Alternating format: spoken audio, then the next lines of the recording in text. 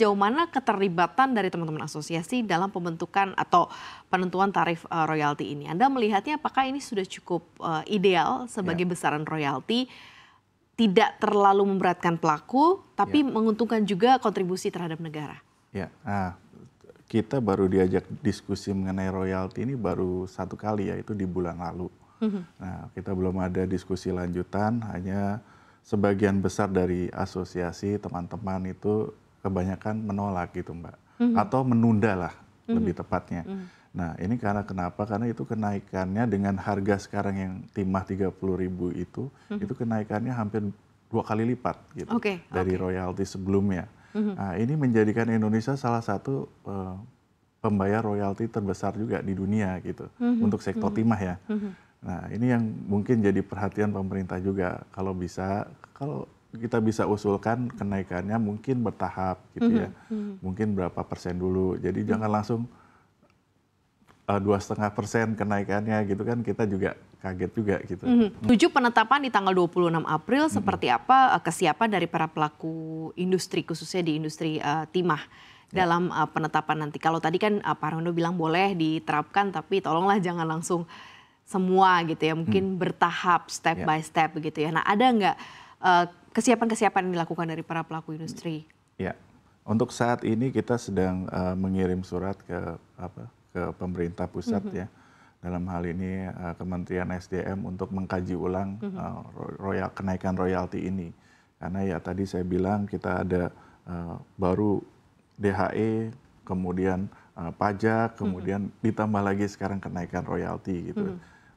Kalau saya boleh yang kami usulkan ke pemerintah pusat itu secara bertahap saja. Mungkin boleh naik, cuman hanya berapa persen, kemudian berikutnya baru bisa total gitu Mbak. Oke, jadi ada masukan begitu ya, side dari para pelaku usaha khususnya di industri timah untuk terkait penerapan royalti ini. Dan kita harus adaptasi juga kan, kita harus sesuaikan operasional kita harus siapkan infrastruktur kita untuk menuju ke royalti yang maksimal bisa didapatkan pemerintah. Nanti akan mempengaruhi harga jual ekspor secara keseluruhan berarti ya dengan adanya ini? Kalau harga jual sudah ada perhitungan persentase atau tidak sejauh ini? Sejauh ini sih masih relatif aman, timah dunia masih relatif stabil.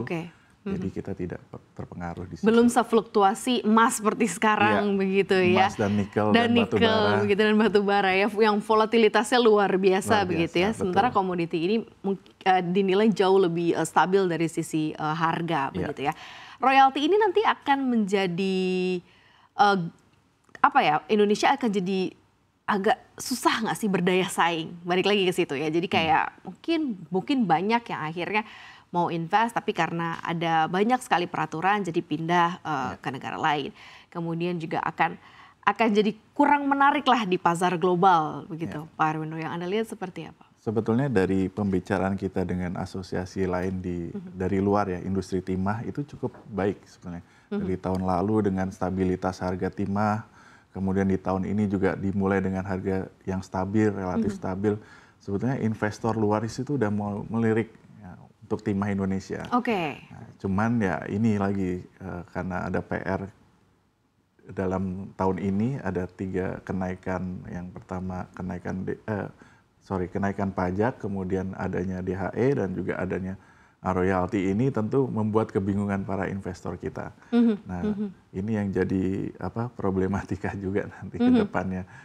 Sementara industri timah lagi bergeliat bagus, tapi pemerintah menerapkan kebijakannya secara mendadak gitu ya. Jadi itu lumayan membuat jadi buat kita. wait and see gitu ya, posisi dari investor saat ini begitu ya. Bagaimana penerapan dari royalti ini nanti akan cukup berpengaruh. Tetapi kalau dilihat timah Indonesia di mata global ini seperti apa sih Pak Rondo gambarannya? Apakah memang kemudian opportunity Indonesia untuk mengembangkan timah jauh lebih luas lagi sebenarnya sangat besar, potensinya sangat luar biasa? Nah ini timah ini dengan berkembangnya industri energi terbarukan, industri mobil listrik, itu industri rumah tangga dan juga elektronik itu semakin bergeliat, semakin bagus. Nah, jadi kita itu tidak perlu di industri timah tidak perlu takut, tidak perlu worry masa depan kita karena dunia itu masih membutuhkan kita. Sementara industri-industri itu terus berkembang, nah, tetap melibatkan timah. Termasuk industri AI yang baru ini itu juga masih ada, walaupun hanya kecil.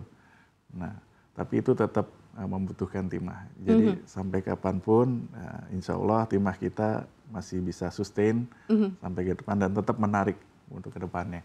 Kalau pasar ekspor sendiri artinya adalah permintaan begitu ya, timah Indonesia sendiri sejauh ini seperti apa Pak Harwendro? Ya, tahun ini cukup bagus ya, dari tahun ke tahun kita relatif lebih stabil.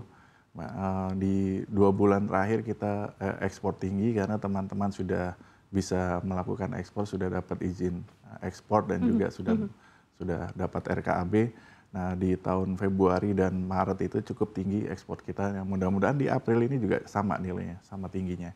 Oke, Gitu. berarti sebenarnya dari sisi permintaan, dari sisi bagaimana timah Indonesia dipandang secara global pun sangat baik ya. Opportunity untuk kemudian memperluas cakupannya dan juga kontribusi dari timah Indonesia pun juga cukup besar sekali ya Pak Harwendro ya. Karena kita eksportir nomor 1 di dunia ya untuk timah. Ya, itu dia ya, kontribusinya sangat besar. Nah, sekarang kalau dilihat dari sisi industri, pelaku usaha, bagaimana sebenarnya dukungan yang diperlukan begitu ya dari pemerintah, ya untuk menjaga dari sisi stabilitas, keberlanjutan industri di nasional gitu ya, di tengah kondisi yang seperti ini. Dan mungkin ada PR tadi Pak Reno mengatakan begitu ya, mungkin yang membuat investor akhirnya jadi wait and see, kan perlu ada sesuatu yang convenience buat mereka, meyakinkan begitu bahwa tidak ada ruginya masuk juga di pasar Indonesia. Ya. Ini yang tadi saya katakan Mbak, di 2 tahun-tahun lalu dan tahun ini karena stabilnya harga timah itu sebetulnya menarik banyak investor untuk masuk di industri timah di Indonesia.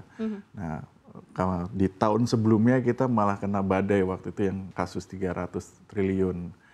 Nah, dengan mulai membaiknya investasi untuk di industri timah, tapi alangkah baiknya kalau pemerintah juga mensupport industri timah ini lebih. Karena 2 tahun yang lalu kita mau majukan kredit di bank kesulitan industri timah karena kasus itu ya. Nah, sekarang sudah mulai bergeliat, kemudian ditambah lagi aturan-aturan yang mendadak dari pemerintah pusat. Ya, ini tentunya jadi tantangan tersendiri bagi industri timah. Ya, kita harap sih, tapi kita tetap optimis lah, karena kita masih dibutuhkan, timah masih dibutuhkan oleh industri-industri yang berkembang saat ini, dan kita masih optimis menatap ke depan. Oke.